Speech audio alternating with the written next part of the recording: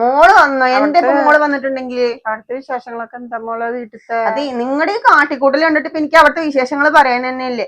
2 ദിവസം വീട്ടിൽ നിന്ന് മാറി നിൽക്കുമ്പോ വീടിനെ അങ്ങോട്ട് അട്ടിട്ട് മറിച്ചിട്ടുണ്ട്. കണ്ണ് കാണില്ല എന്നുള്ള സത്യം തന്നെയാണോ? അത് കൊളാക്കി വെക്കുമ്പോ ഒക്കെ വേണിച്ചിട്ട് വലിച്ചിട്ട പോലെ അവിടെയൊക്കെ കിടക്കണത്. ഇത് ഒരു തല തൊട്ട് വൃത്തിയാക്കി വരേണ്ട അവസ്ഥയാണല്ലോ ഇപ്പൊ എനിക്ക്. എന്റെ മോളെ എങ്ങനെയൊക്കെ പറയണ, ഉമ്മ ഒന്നും ചെയ്തിട്ടില്ല. നിങ്ങളൊന്നും ചെയ്യാണ്ട് തന്നെ മനുഷ്യന് ഇവിടെ 1008 പണികളാ. ഇത് വെള്ളാണോ എന്താണത്? മൂത്രാ? അതെ മോളെ, വെള്ളം ഇങ്ങനെ തപ്പിയെടുക്കുമ്പോ വെള്ളം വീണ് നിലത്തേക്ക്.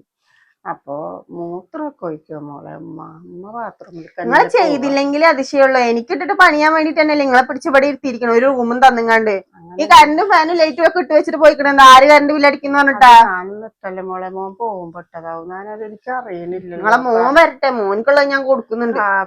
നേരം വൈകി വരുന്നതിനുള്ളിൽ ലൈറ്റ് ഇട്ടതൊന്നും ഉമ്മാക്ക് കാണില്ലല്ലേ മോളെ. മോളത് ഓഫാക്ക്.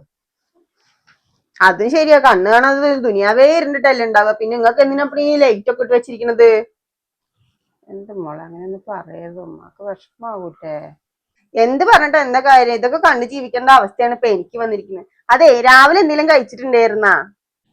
ഞാനൊന്നും കഴിച്ചിട്ടില്ല മോളെ. കാലത്ത് പോകുമ്പോ